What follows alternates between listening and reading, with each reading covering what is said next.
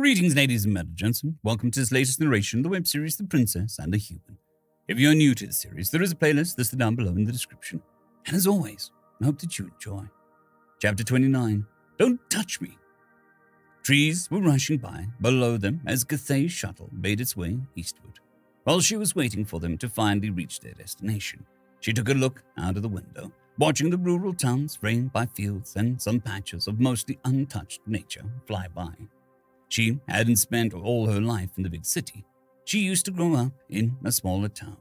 But this was probably her first time going this far into the outskirts. At this point, I've probably seen more of the other planets than my own. It is kind of ironic. Unfortunately, most things that she saw were quickly gone again, so she couldn't see many details. Maybe this was an idea to spend her next day off. Not that she believed she would take one anytime soon.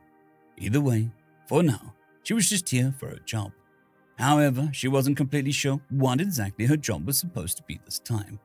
She had just been in her office when a servant came in and told her that she was needed. Apparently, there was some complication with Nadine's shuttle, and she had requested both pickup and Gathay coming with it. Why exactly that was, the servant didn't know, as the pilot hadn't told him. On one hand, that didn't even make the sound like an emergency. On the other hand, if it wasn't an emergency, why had Nadine asked for her to come? She could have just gone to her when she returned. Maybe there was a local who needs medical attention. A noble she might be, but due to their societal differences, Nadine's mindset was closer to that of a commoner. She probably didn't even think of what it would mean to call a royal physician to treat some villager. Not that Gathay couldn't understand her. Everyone who needed it deserved medical attention.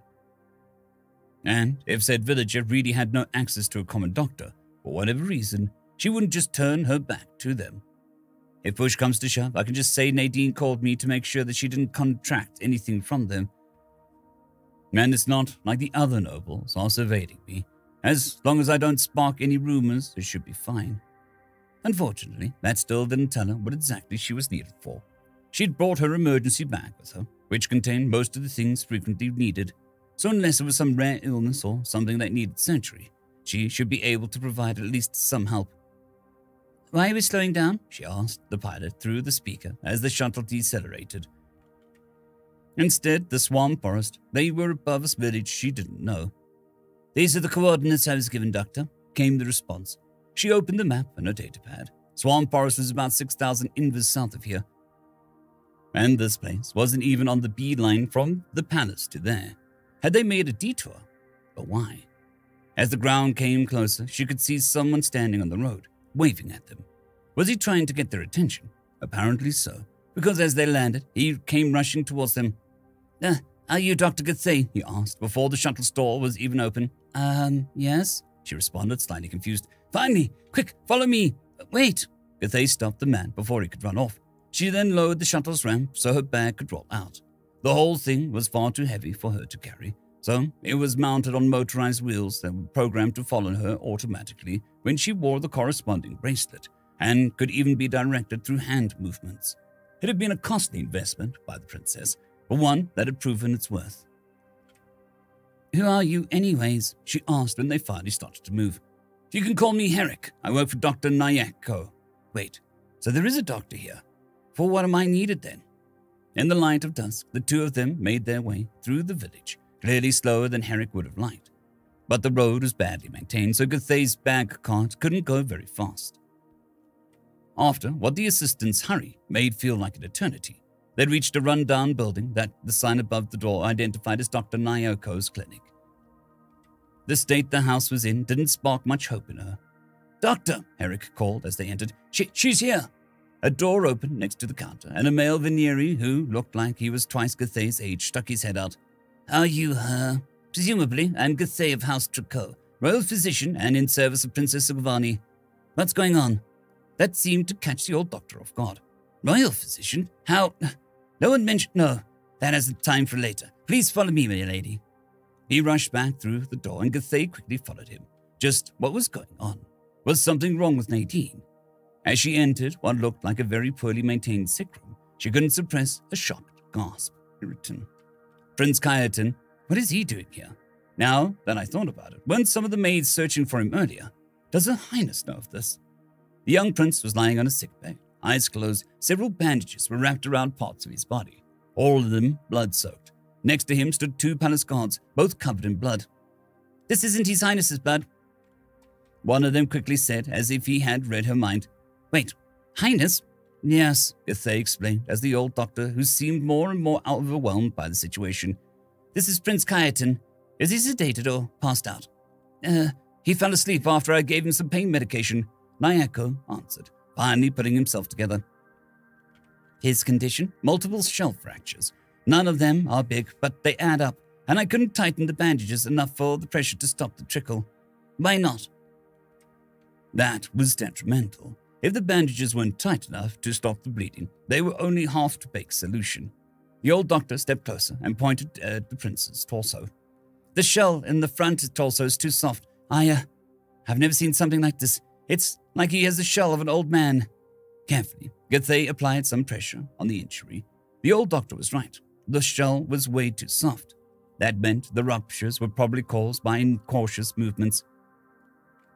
"What hardness have you applied?" "None." "None? Why, by the first ones, did you learn your craft?" "I am well aware of when hardness ought to be applied, milady.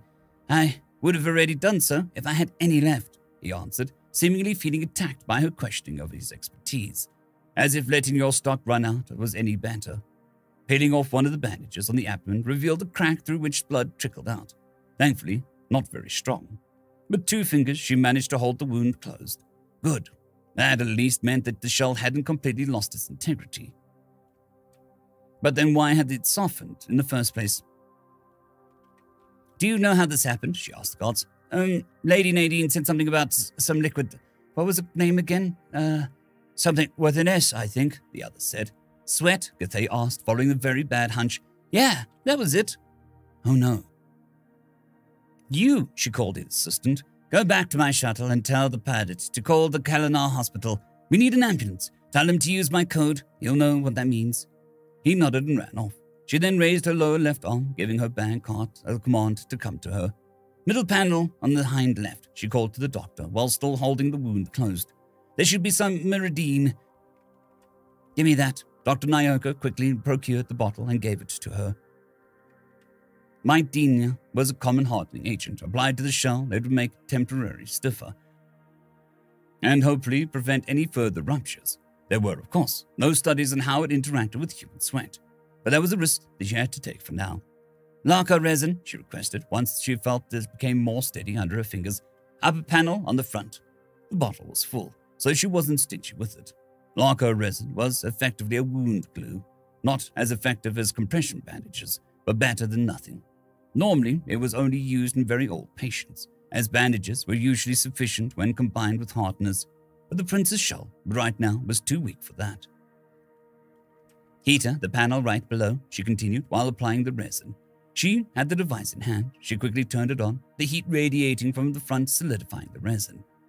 There were a total of 4 spots where the prince's shell was torn, and a rushed job would only make things worse. The sun had already set by the time she was done, the last patch of resin still in the process of solidifying when the ambulance shuttle arrived.